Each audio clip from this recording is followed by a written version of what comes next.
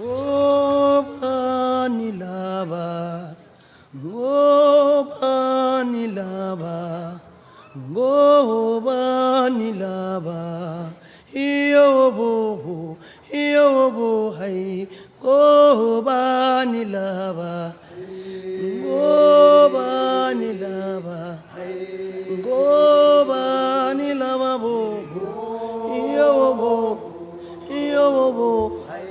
ngobanilaba, ngobanilaba, ngobanilaba, iyobo,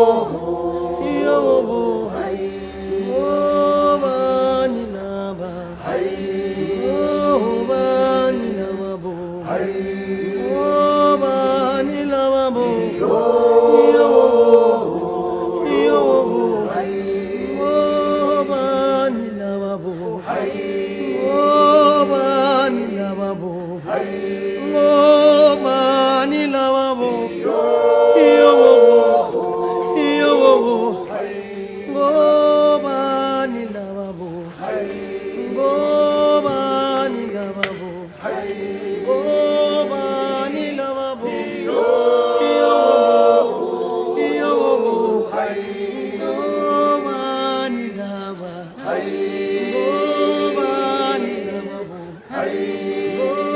At the District 6 Museum in the city of Cape Town, where a group of Africans who had been moved out of a very thriving area, what became a very thriving area, into a township called Langa. The most sobering part of the trip by far, for me, was being in Langa. And Langa is a township, and historically, Africans in South Africa were told where they could live. And the reason why they were bringing the Africans into the cities is to serve as a cheap labor force. So you had a number of people that were coming in, but the housing allotment they were given was really not that great. There is a sense of awkwardness, understanding that these people had been forced out of their homes really with nowhere to go.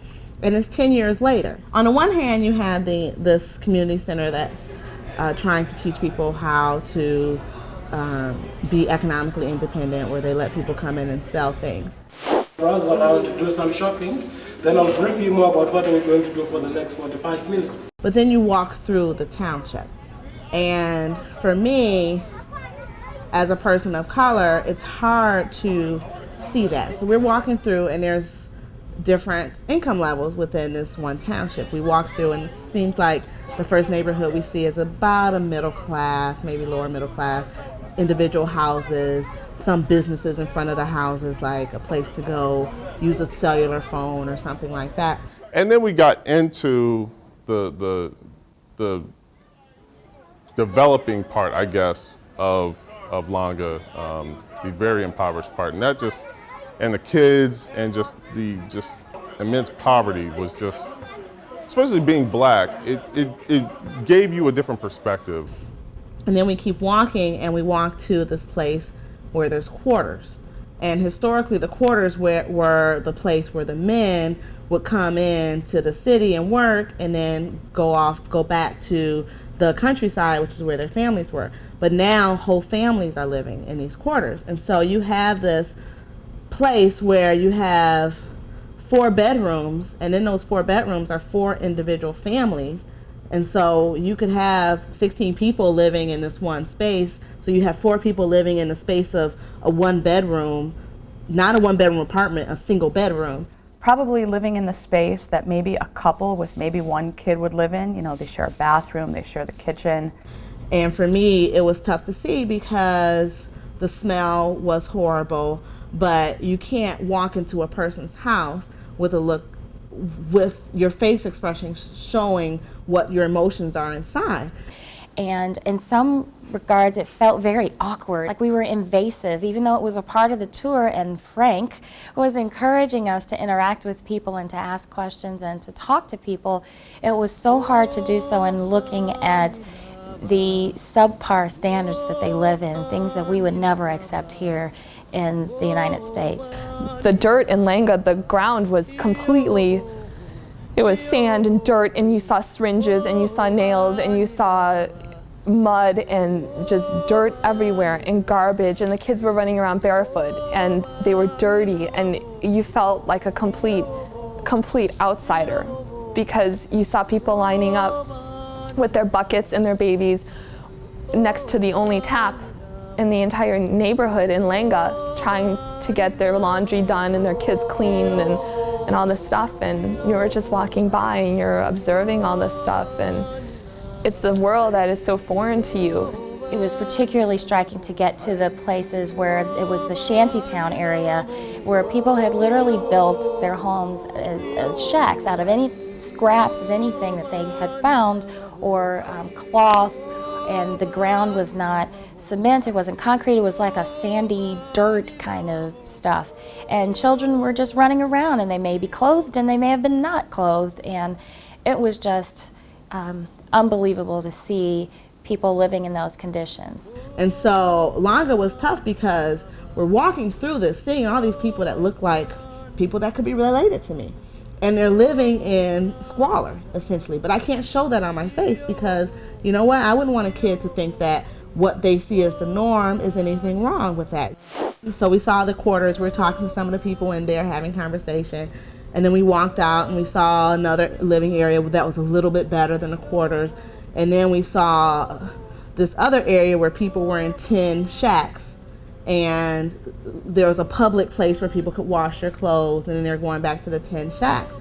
And although people were taking care of their homes, they were cleaning them out, doing laundry, doing all the things that anyone else would do within their homes, it's still extremely hard to see that level of poverty within a country when there's really no need for it. So that was, Langa for me was an extremely emotional part of the South Africa experience.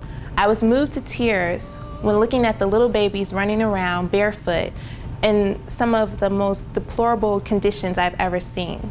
The kids seemed to just function as if they were not affected by what was around them. And I think that's the world that they live in. It didn't bother them at all. Oh, they were just, they were kids, like you would find in any place. They weren't scared of strangers. They just wanted, to jump on whoever they could jump on, hold hands, swing them around, just really just kids having fun. The kids started to just envelope us. Like they were just all around us, grabbing our hands, and they were just so friendly. I just couldn't believe that they had hope and energy. They had so much energy and so much hope in their eyes. We were walking around holding hands, hugging, and they were very just loving and happy to see us and didn't want us to leave when it was time for us to go. They were adorable. They loved us. They loved looking at our at our digital cameras. They loved having their picture taken because then they knew that after we had taken their picture, they could see themselves in the camera.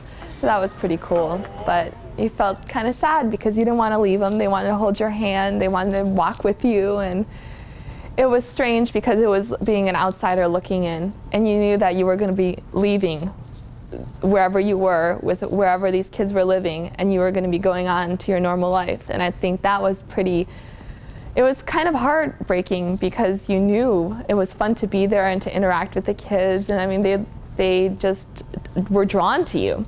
And I remember walking out, and the children surrounded us, and I remember one child knelt down and touched my red toenail polish and had never seen that. He touched my skin, maybe had never seen a white person.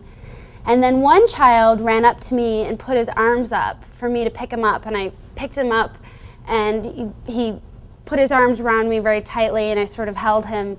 And I thought to myself, if you think about where apartheid came from and the fact that white people had invented apartheid and the kind of pain that these families experienced just because of apartheid, and that their parents and the tragedy that they're facing, and a child doesn't know that and doesn't see color of skin. They just are so loving and didn't have any perspective as to what we were looking at given our own context and life experiences.